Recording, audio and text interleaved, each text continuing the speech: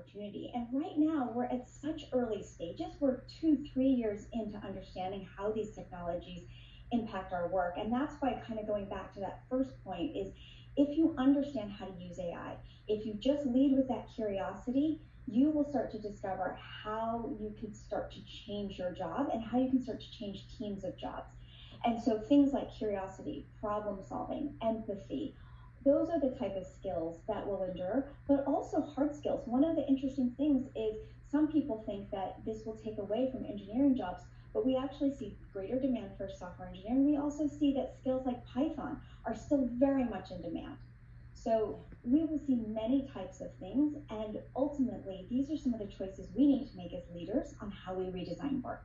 Interesting. And what about quickly for children that are in school right now? Are they going to be learning different skills? I mean, school seems like it's going to change. Even, and you think about liberal arts degrees or different types of degrees, that's going to evolve too. AI won't take your job, yes, y'all. And some of that we don't fully know, but AI won't take your job. Will be very enduring. Empathy, problem solving, both a soft skill and a hard skill. Those are things that you can learn through very traditional subjects. Being a philosophy major in college, being an English literature major, but also being a math major.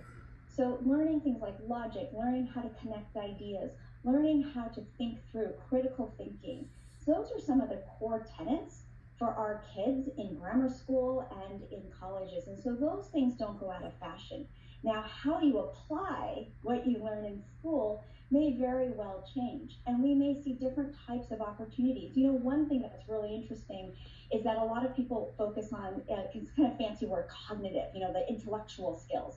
But also we see that physical job opportunities are changing. With AI, we see an incredible demand for data centers and infrastructure, and that's bringing in more jobs for electricians, for welders, and different types of physical tasks. So what you learn in school, you might take that in many different directions across your time as a professional and in your career.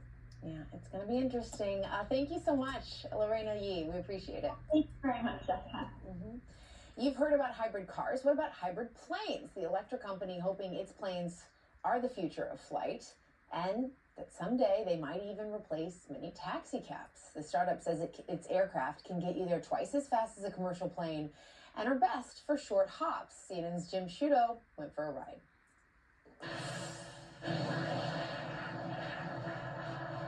What if you had a plane that could take off and land in a space not much bigger than your backyard? I got to see for myself. Wow, that was quick. It's pretty fast. This is Electra's Ultra Short, meant to compete in the new flying car craze. That is a relatively cheap-to-operate aircraft that can get you from pretty much anywhere to pretty much anywhere else.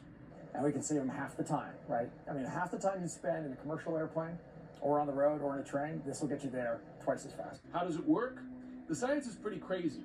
Its 8 electric motors don't just move the plane forward, they generate their own airflow over the wings, which, in the physics of flight, then generates their own lift for the aircraft. You experience something that very few people have experienced. The airplane is going super slow.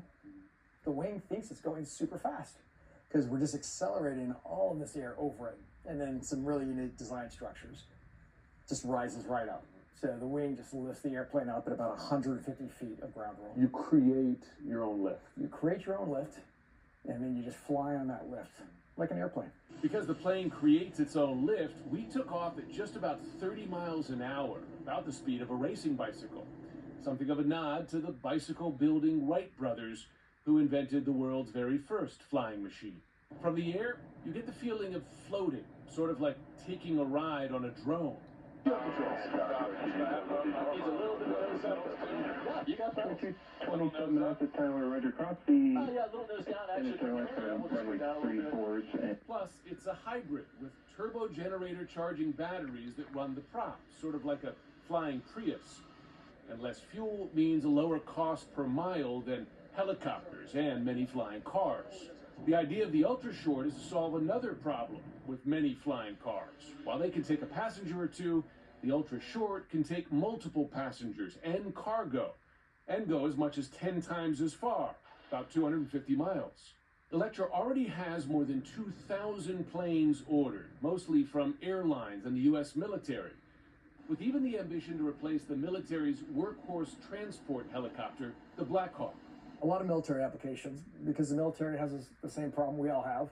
They need to go from where they are to where they want to go. And imagine a bombed out runway. How do you get an airplane in with fuel, with munitions, supplies, food, spares? You can't. And if you're in the ocean, you can't take a helicopter hundreds of miles. This airplane flies like an airplane, arrives like a helicopter. That bombed out runway, no problem. The $10 million price tag for the larger commercial model means most of us can never dream of owning one. But for the military, airlines, and other transport companies, perhaps a new taxi for the skies. That's the idea of direct aviation. That's the new era of air travel. Jim Sciutto, CNN, somewhere over Manassas, Virginia. Who will be the